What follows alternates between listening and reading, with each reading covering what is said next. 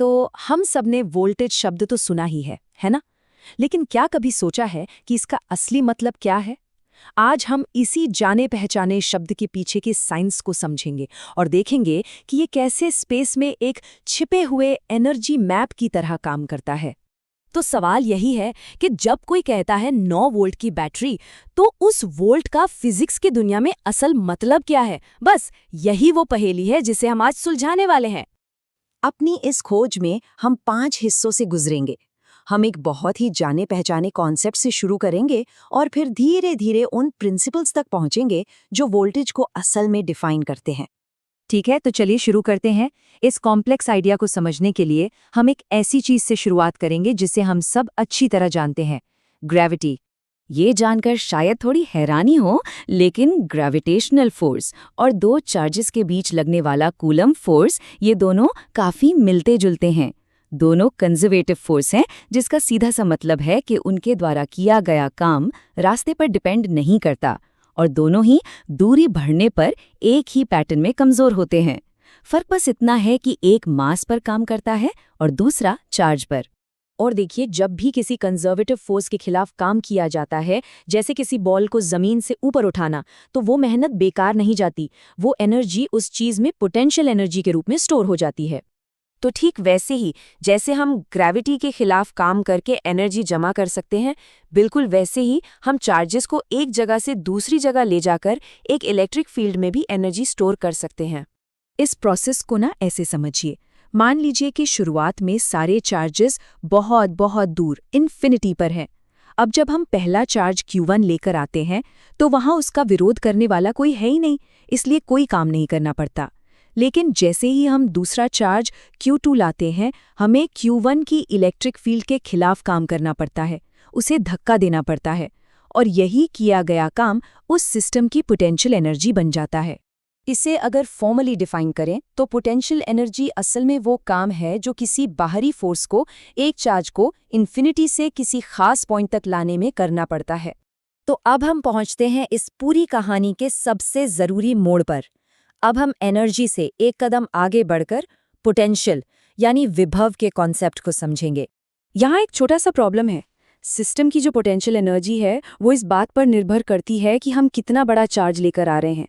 लेकिन क्या कोई ऐसा तरीका है जिससे हम सिर्फ उस जगह की एनर्जी की खासियत बता सके, इस बात से फर्क पड़े बिना कि वहाँ कौन सा चार्ज लाया जा रहा है?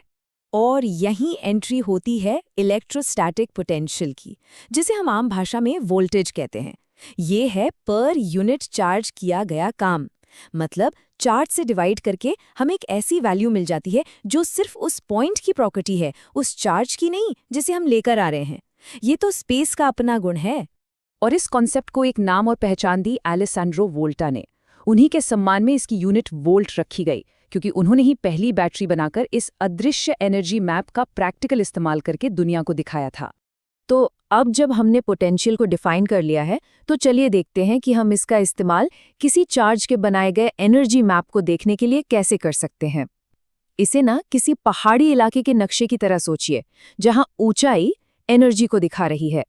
ये ग्राफ एक बहुत ही जरूरी फर्क दिखाता है।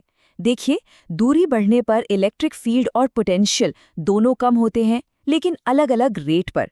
काली लाइन जो इलेक्ट्रिक फील्ड है वो बहुत तेजी से नीचे गिरकर लगभग 0 हो जाती है, जबकि नीली लाइन जो पोटेंशियल है वो काफी धीरे धीरे कम होती है।